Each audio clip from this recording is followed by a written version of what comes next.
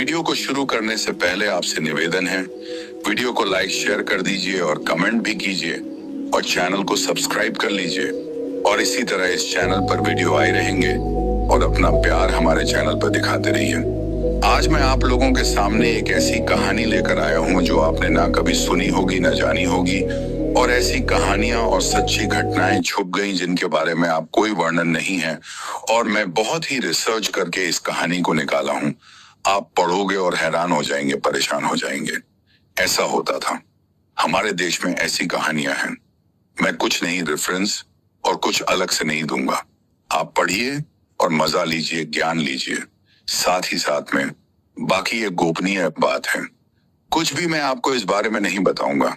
आपको सिर्फ जानना है और समझना है इन बातों को। तो चलिए शुरू करते हैं।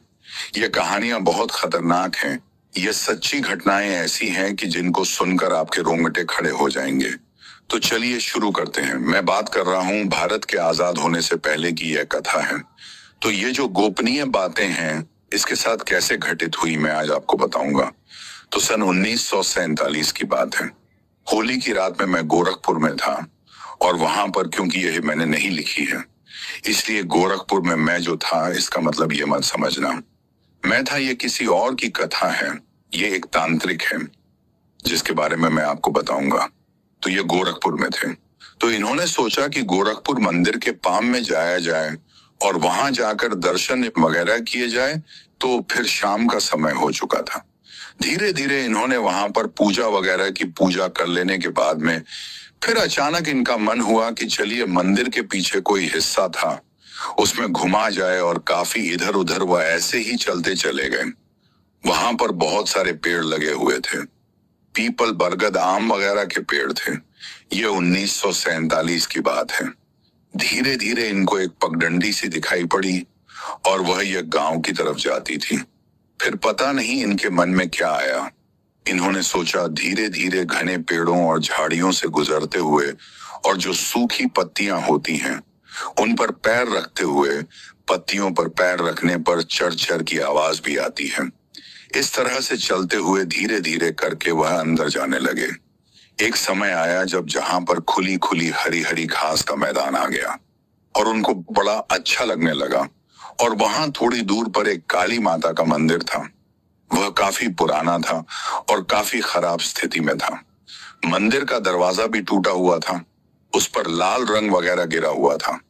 चारों तरफ अजीब सी एक विचरता थी वहां पर। तो ये अंदर वहां पर जाने लगे। धीरे धीरे करके आगे बढ़ने पर इन्होंने देखा वहां जो मंदिर है उसके अंदर से थोड़ा सा उजाला भी आ रहा था। तो वह मंदिर के पास गए और देखा तो दीपक जल रहे थे और दीपक माता के सामने जलाया हुआ था वह। पर माता केड़ी काली की काफी बड़ी विकराल स्वरूप में मूर्ति थी। काफी भयानक सा उनका चेहरा और एकदम से रुद्र रूप में माता दिखाई पड़ती है, उसी तरह वह मूर्ति नजर आ रही थी। फिर धीरे धीरे करके आगे बढ़े और इन्होंने देखा कि यहाँ पर लाल रंग थोड़ा गिरा पड़ा हुआ है। ध्यान से देखने पर उन्हें लगा कि किसी जमाने में यहाँ पर नर बलि दी जाती होगी या फिर कोई बलि दी जाती होगी, इसीलिए वहां पर खून वगैरह पड़े थे। वहां पर पंचमुंडी का आसन था मां का, जिस पर वह भयंकर स्वरूप में प्रतीत हो रही थी। चारों तरफ जो है चौमुखा एक दीपक था, जल रहा था। इन्होंने सोचा कि यह तो कोई बड़ी ही विचित्र जगह है। एक थाली भी रखी हुई थी वहां पर और एक नारियल भी रखा हुआ था। माला थी, पुष्प थे, लोबान, सिंदूर वगैरह सब वहां पर देखने के बाद तब तक इनको किसी ने पुकारा और चिल्लाया, सुदर्शन कुमार इधर आओ। तो ये इधर उधर देखने लगे कि आखिर मुझे कौन पुकार रहा है। तो इन्होंने जाकर देखा तो एक ओघड़ साधु जो है शेर की खाल के ऊपर बैठा हुआ इनको पुकार रहा है। उसका जो शरीर का रंग था वह बिल्कुल काला था। मस्तक पर उसने सिंदूर का टीका लगा रखा था, जैसे बाबा लोग होते हैं। उसी तरह माला रुद्राक्ष की स्फटिक की हड्डियों की पूरा पूरा भरा हुआ था। छाती है। इस तरह की मालाओं से तो यह कोई कपाली तंत्र का साधु लग रहा था। धीरे धीरे करके जैसे ही यह उनके पास गए इन्होंने प्रणाम किया। उनको जैसे ही इन्होंने प्रणाम किया वह हंसने लगा। तब तक उसके बगल में जो कपाल खंड होता है, जो कपाली लोग ज्यादातर कपाल खंड रखते हैं, उस कपाल खंड में नर कपाल जो होता है उसमें डाली शराब, और वह व्यक्ति पी गया आदमी की खोपड़ी में से, और अपना फिर मुंह को पोंछा और कहने लगा कि मैं तो आज तुम्हारी ही प्रतीक्षा कर रहा था। तो इनको जो है कि थोड़ा सा अजीब या विचित्र सा लगा कि सोचा कि यह मेरे को कैसे जानता है और यह कैसे कह रहा है कि मैं तुम्हारी ही प्रतीक्षा कर रहा था। फिर उसने कहा, बेटा मैं तो तुम्हारी प्रतीक्षा काफी समय से कर रहा हूं, देखो कितना समय निकल गया है। मैंने कहा, यह दारू पिया बैठा हुआ है, ये कोई अध पगला सा साधु हो? तो इसने कहा, नहीं जो तुम सोच रहे हो ऐसा कुछ नहीं है। और उसने कहा, चल मेरे साथ, मां तेरा कल्याण करेगी, मैं जानता हूं तू माता का भक्त है। मैंने कहा, ठीक है, अगर ये ऐसा है तो मैंने उनसे कहा, महाराज मैं गलती से जिज्ञासावश मंदिर से गुजरता हुआ मंदिर के पीछे से यहां तक आ गया, मैं कुछ जान नहीं पाया हूं, आप मुझे रास्ता बता दीजिए, मैं भटक गया हूं। तब उसने कहा, भटके कहाँ हो तुम, तू तो सही जगह आया है रे, यहीं पर तुझे सारा सब कुछ जानने को मिलेगा। अब मैंने देखा कि यह मुझसे कह रहा है कि बाहर चलिए, तो मैंने कहा ठीक है चलिए, मैं इसके साथ चल ही देता हूं।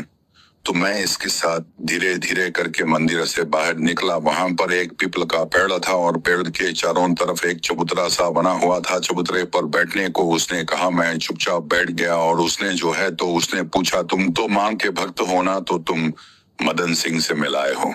मैंने कहा, कौन मदन सिंह, आप किस मदन सिंह की बात कर रहे हैं? तो वही हंसने लगा और कहा, तुझे मदन सिंह के बारे में नहीं मालूम? अरे मदन सिंह राजा तो। मैंने कहा, राजा मदन सिंह क्या कह रहे हो बाबा? उसने कहा, मदन सिंह को नहीं जानता है रे गधे तू। उसने कहा, मदन सिंह यहाँ का राजा है, गोरखपुर का सारा क्षेत्र उसके अधिकार में है। तो मैंने कहा, मदन सिंह राजा, लेकिन मुझे थोड़ा बहुत कुछ पता था। तो फिर मैं हंसने लगा।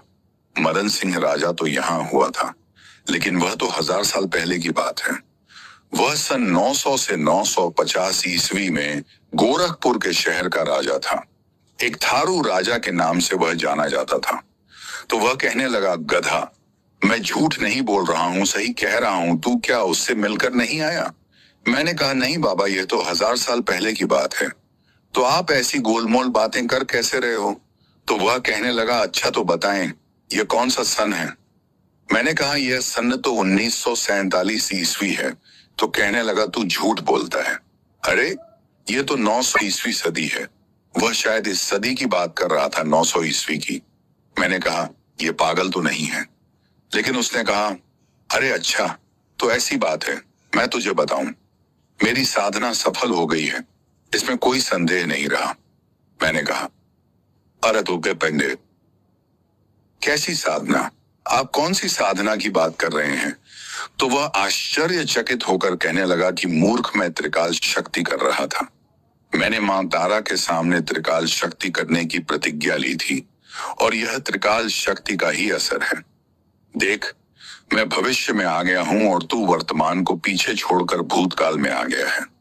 मैंने कहा, यह कैसी बात, आप मुझे बता रहे? उन्होंने कहा, त्रिकाल सिद्धि होने पर साधक अपनी इच्छा अनुसार भूत, भविष्य और वर्तमान तीनों किसी भी काल में प्रवेश कर सकता है। वह हजारों वर्ष पीछे भी जा सकता है और भविष्य में भी जा सकता है। वह त्रेता में जा सकता है, द्वापर में जा सकता है, कलयुग में भी हो सकता है। वह कहीं पर भी कभी भी प्रवेश कर जाएगा। मैंने जब यह सब सुना, तब बाबा क्यों मजाक कर रहे हो? उसने कहा, तू तो मूर्ख है ही है, और तू जानता है मैंने इसके लिए स्वयं नरबलि दे दी थी। मैंने कहा, नरबलि? तो उसने कहा, हाँ, मैंने नरबलि भी दी थी, और यह तो देना आवश्यक होता है, वरना माता तारा प्रसन्न कैसे होती? मैंने यही बलि देकर के सिद्धि प्राप्त हो गई है। आज देख, मैं भविष्य में खड़ा हूं, मैं तुझे बताता हूं। मैंने कहा, बाबा मुझे तंत्र की भाषा समझ में नहीं आती है, तंत्र क्या है और कैसे इतनी बड़ी शक्तियां और सिद्धियां हो सकती हैं? तो वह बोला, देख मूर्ख, हमारा शरीर 2 भागों से बना हुआ होता है। एक होता है ज्ञान वाला भाग और दूसरा होता है कर्म वाला भाग। जो गर्दन का ऊपर वाला हिस्सा होता है उसे हम ज्ञान वाला भाग कहते हैं, और जो गर्दन के नीचे वाला हिस्सा होता है वह हमारा कर्म वाला भाग होता है। अर्थात गर्दन से ऊपर हम अपने ज्ञान को संचय रखते हैं, यानी इकट्ठा रखते हैं। अगर ऊपर का भाग ना हो तो हमारा ज्ञान हमें प्राप्त ना हो, और अगर नीचे वाला भाग ना हो तो हम कोई कर्म नहीं कर पाएंगे। ठीक वैसे खाली सर हो तो सिर्फ एक ज्ञान से भरा होगा, वह कुछ कर नहीं पाएगा। और अगर खाली नीचे का हिस्सा धड़ हो तो वह कुछ भी नहीं सोच पाएगा, उसके पास कोई भी ज्ञान नहीं होगा। यही मोक्ष और बंधन का कारण है। नरबली होने पर दोनों में से एक की प्राप्ति हो जाती है, अर्थात ज्ञान खंड बढ़ जाता है या फिर कर्म खंड पर बढ़ जाता है। मैंने कहा, आपकी बातें सुनकर आश्चर्यचकित हुआ हूं। तो अब वह तांत्रिक कहने लगा, मैंने 20 साल तक कठोर तांत्रिक साधना माता तारा रानी की, उसके बाद नरबली देकर उन्हें प्रसन्न किया। फिर मुझे सन 927 ईस्वी में मैं तेरे आज के समय के अनुसार मुझे भूतकाल की शक्ति प्राप्त हुई। फिर मैं भविष्य काल के लिए शक्ति प्राप्त करने के लिए कठिन साधना में बैठ गया, और जब मैं उठूंगा तब मुझसे भविष्य की सिद्धि भी प्राप्त हो चुकी होगी। अब देख, मुझे भविष्य की सिद्धि भी मिल चुकी है, और अब मैं आज से भविष्य के समय में हमेशा के लिए प्रवेश कर जाऊंगा। अब बलि देकर मैंने कहा, मैं समझा नहीं बाबा, अब तो तू आ ही चुका है ना, अब तेरी ही बलि में देकर के भविष्य काल में सदैव के लिए प्रवेश कर जाऊंगा, और जब चाहे मैं भूतकाल में आ जाऊंगा। मेरे पैरों के नीचे से जमीन खिसक गई। यह तो मेरी ही बलि देने की बात कर रहा है, ये पागल हो गया है। ये मेरी बलि देकर कहीं मुझे जान से ना मार दे। तो दोस्तों, ये कहानी खत्म हुई। अगर आपको इसका दूसरा पार्ट चाहिए तो मुझे कमेंट बॉक्स में बताइए, मैं इसका दूसरा पार्ट अपलोड कर दूंगा। तो आई